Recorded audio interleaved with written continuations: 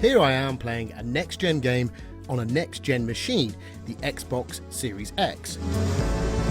But this is only really a taster of the next-gen experience, rather than the full 3 courses. You see, the console that I've been using for the last couple of weeks is pre-release. That means that lots and lots of things, from the user interface to its overall performance, will be tweaked and changed by the time people get their hands on the finished machine. So, for the purposes of a preview, we can only really talk about a limited number of its features. Now put up your dukes! I'm no stranger to fisticuffs! The first next-gen games we get to preview are certainly an odd couple. Japanese RPG Yakuza Like a Dragon and racing title Dirt 5, 2 completely different games that demonstrate that the next generation looks quite a bit like the current generation, but with a bit more polish. A role-playing game with turn-based combat like Yakuza is perhaps not the best title to show off this new machine's abilities. Wanna fight? A slightly surreal take on life as a Japanese gangster, it looks nice enough with a smooth frame rate and sharp visuals, but it's not what you'd call a poster child for the next gen. Da-da-da-da! Never fear! Part-time hero is here. For that, you need a game with a bit more visual razzle-dazzle, which is where racing titles usually shine. Off-road racing across a huge variety of tracks in all weathers is the order of the day here. But again, apart from good but not amazing visuals, I'm yet to get any of the next-gen feels from either of these games. Much has been made of the Series X ability to drastically reduce load times. This is thanks in part to its NVMe SSD and the Velocity architecture, which joins up all of the console's new hardware to some smart software. There are still load times, but they're much shorter. When we compare it to the machine it replaces, you can see the differences appear. If you're playing No Man's Sky on the One X, it takes about 1.5 minutes to load. On the Series X, it's about 20 seconds, much faster.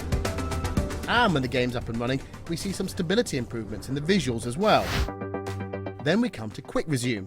On current gen machines, if you want to play a different game to the one you're already playing, loading up the next title can take several minutes. Now, it's just seconds.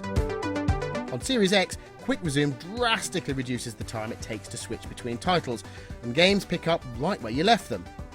So far, I've tested this to be able to resume about 5 games at any one time, but that could change with the finished machine. Lots has been made about backwards compatibility on this generation of consoles. And there is a very large back-compatible catalogue that the Series X can play. It's also been suggested that next-gen games will cost as much as £70 a pop, and the launch lineup of titles for the Series X and PS5 isn't exactly stellar, so a back catalogue of older but well-regarded games helps bolster the proposition. For Series X, it enjoys quite a lot of backwards compatibility, with a lot, but not all, old Xbox games. That includes games from the Xbox One, 360 and original machine. That, in conjunction with the Game Pass subscription service, which gives players access to a growing catalogue of titles for a monthly subscription, softens the blow of expensive next-gen titles. Onto the machine itself. The designer behind the new Xbox Series X took the box bit of the name to heart when they put pen to paper, or stylus to screen, designing Microsoft's latest home console. It's a commanding presence in the living room, much larger than the machine it replaces, the Xbox One X.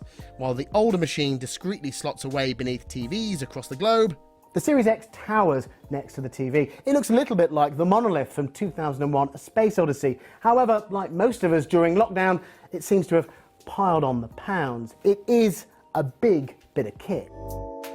It can be arranged as a tower or on its side. This is just wrong. Look how weird it looks.